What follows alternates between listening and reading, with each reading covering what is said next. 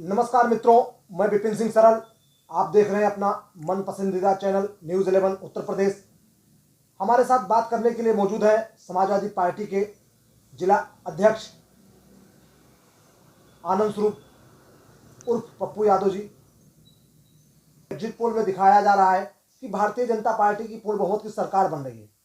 हम अध्यक्ष से जानेंगे कि एग्जिट पोल से कितना संतुष्ट हैं, क्या इसको मानते हैं, क्या इनकी राय है, इनसे जानते हैं। अध्यक्ष जी, न्यूजीलैंड में आपका स्वागत है। कल विधानसभा के चुनाव का अंतिम चरण था। उसके बाद में शाम 7 बजे से कई सारी न्यूज एजेंसियां और चैनल एग्जिट पोल दिखाने लगे जिसमें भाजपा की पूर्ण बहुमत सरकार बन रही है।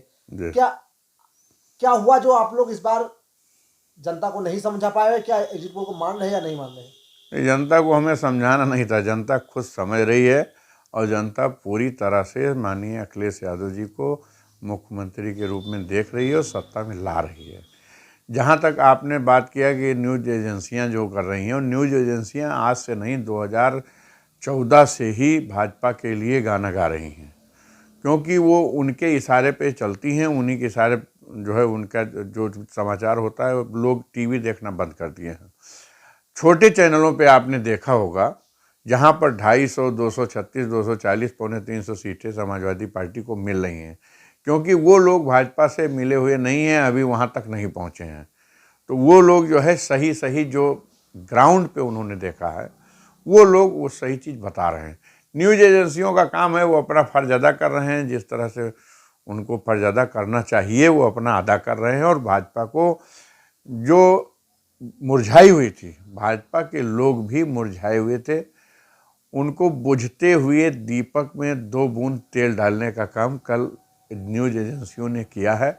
जो आप जानते हैं कि जब तेल 2 बूंद पड़ता है बुझती हुई दीपक में, तब वो जो है थोड़ा तेज जलने लगता है, और जब तेज जलता है उसी के साथ वो बत्ती भी जल जाती है और वो ख़त्म हो जाता है। वही 10 तारीख को होगा, उनका दिया जो है पूरी तरह जल जाएगा। क्या कहना चाह रहे हैं कि जो न्यूज चैनल दिखा रहे हैं, न्यूज एजेंसी बता रहे हैं, क्या वो आप कह रहे हैं कि क्या वो भाजपा के इशारे पे काम कर रहे हैं? बड़ा आरोप लगा रहे हैं आप, क्या कहना? नहीं, टोटली जितने बड़े चैनल हैं, मैं छोटे चैनल की बात नहीं करता हूँ। छोटे चैनल बहुत चुनाव में बहुत मेहनत किए हैं और पूरी तरह वो अपना सही ग्राउंड जीरो पे जो चले हैं, वो लोग सही सही चीज़ें बता रहे हैं। लेकिन ये लोग भी जानते हैं कि कौन जीतने वाला है, लेकिन ये अपने फर्ज अदा कर रहे हैं। मोदी जी के प्रति बड़ी चुनाव ये जो है इलेक्ट्रिक मीडिया अपना फर्ज अदा कर रही है। आप देखिए, पेपर वालों ने नहीं छापा है आज कि भाजपा जीत रही है। हमने सुबह हिंदुस्तान देखा, नहीं छपा है।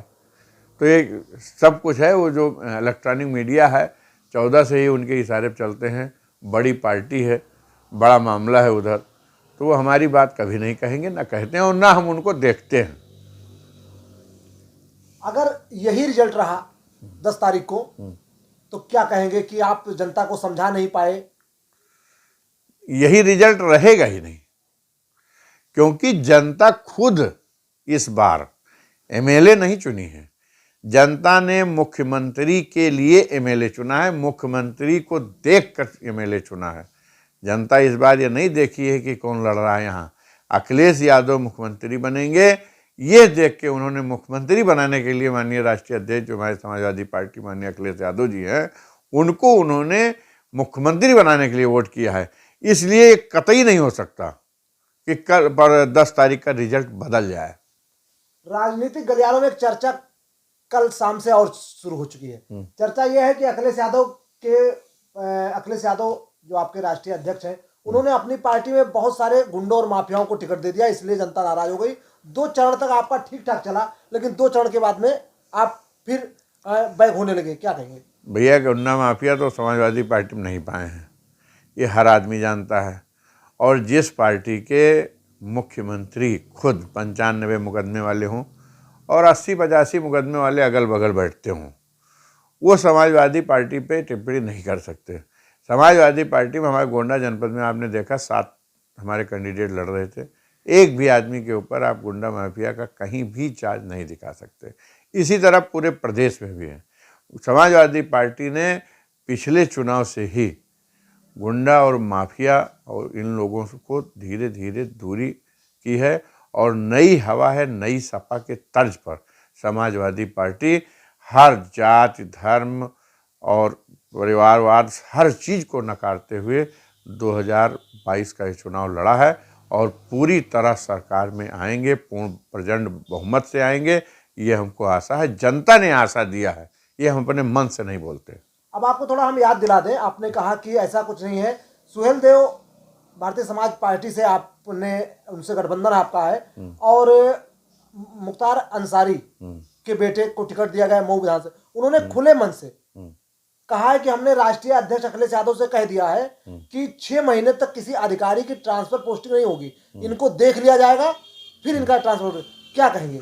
नहीं, कहीं जोश में आके कहे, हमने खुद नहीं सुना है, जोश में आके कहीं कह दिया हो, लेकिन सुहेल देव पार्टी से हैं, हमारे गठबंधन पार्टी से हैं, उन्होंने उनको जो है टिकट दिया है और 100 में जहाँ 400 लोग लड़ रहे हैं, भाजपा में आधे से ज़्यादा दागी लड़ रहे हैं, तो हो सकता है किसी पार्टी, गठबंधन के पार्टी ने एक टिकट दे दिया हो, उसके लिए हम नकार भी नहीं सकते हैं, लेकिन गठबंधन ने दिया है, समाजवादी पार्टी ने नहीं दिया है। कहीं ऐसा तो नहीं कि आप लोग जनता को समझा नहीं पाए और 22 में 22 किल में ब्रेक लग गई? जनता को हम नहीं समझा पाए, इस बार जनता हम लोगों को समझा रही थी कि वो वोटिंग मशीन देखिएगा।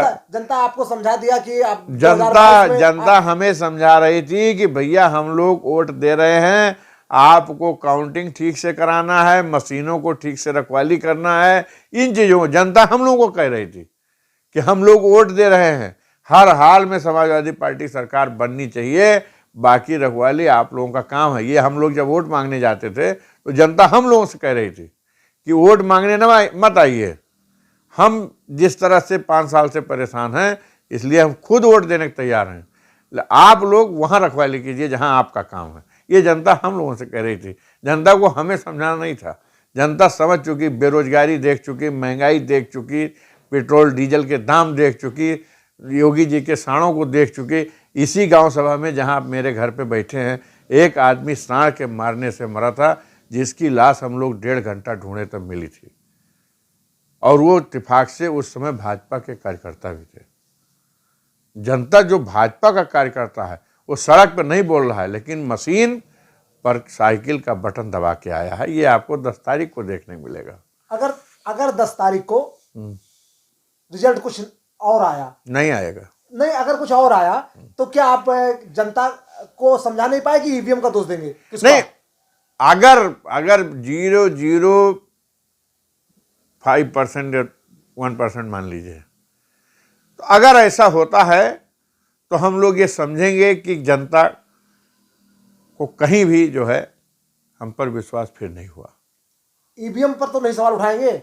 नहीं, ईवीएम, देखिए आप ईवीएम का सवाल उठाएं, जब उसमें कोई हो जाए, सरकार उनकी है, गुजरात से मशीनें आती हैं, सारे इंजीनियर उनके हैं, प्रशासन उनका है, प्रशासन वोट डालने नहीं दे रहा था, हर बूथ पे कम से कम 20-20 वोट हमारे काटे गए हैं। ये तो प्रशासन नहीं किया है, सरकार नहीं किया है, तो हम उंगली क्यों नहीं उठाएंगे अगर वो गलती करेंगे तो। लेकिन अगर स्वच्छता से, पारदर्शिता से सारे कार्य होंगे तो 10 तारीख को समाजवादी पार्टी की सरकार बनना तय है। चुनाव तो बहुत पारदर्शिता से हुआ है, कहीं कोई दिक्कत तो आई नहीं हुई होगी? नहीं, कहीं कहीं आई जरूर। आपने गोंडा जनपद में विधानसभा में देखा, पुलिस एकदम नगण्य रही, कई जगह मारपीट हुआ, उल्टा मुकदमा दर्ज किया गया।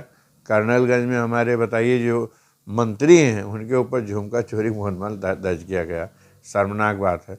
तो सब प्रशासन ने तो जो खेल करना था किया, लेकिन जितना हम लोग जो है एक्टिविटी हम लोग थी, जनता खुद जब चुनाव लड़ने लगती है तो प्रशासन वहाँ पे ढीला पड़ जाता है, प्रशासन कोई मतलब नहीं रह जाता है।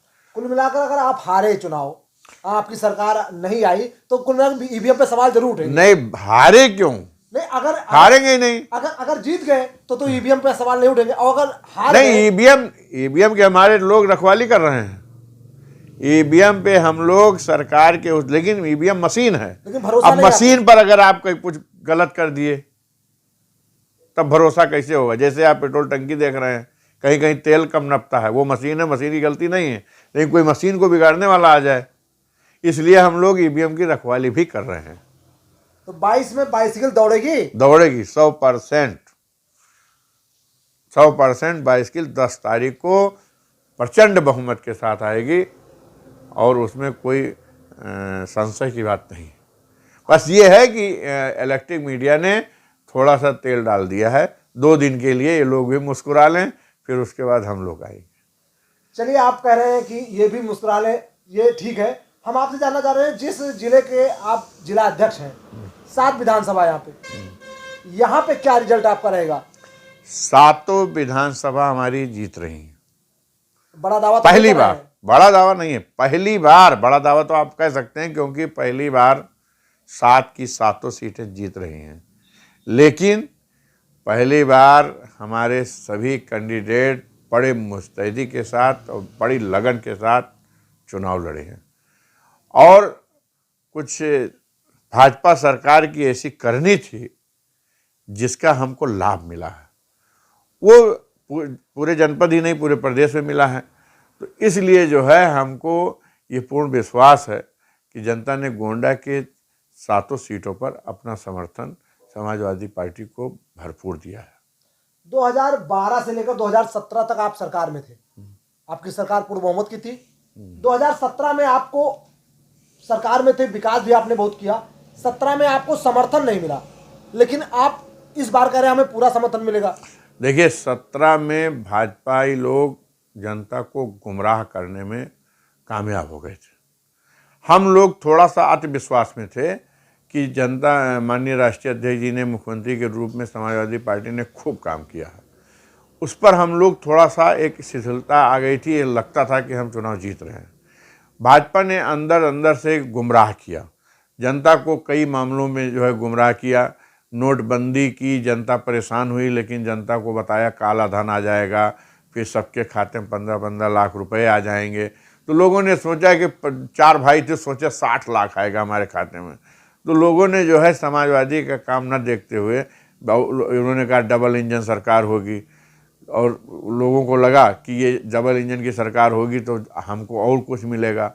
लेकिन 5 साल, वही 5 साल का कार्य जो 12 से 17 तक माननीय राष्ट्रीय अध्यक्ष अखिलेश यादव जी ने किया था, उसी काम को देखते हुए जनता ने हमको इस बार बहुमत दिया है। क्योंकि 17 से 22 तक जनता को केवल रोना पड़ा है, किसान को भी रोना पड़ा, व्यापारी को भी रोना पड़ा।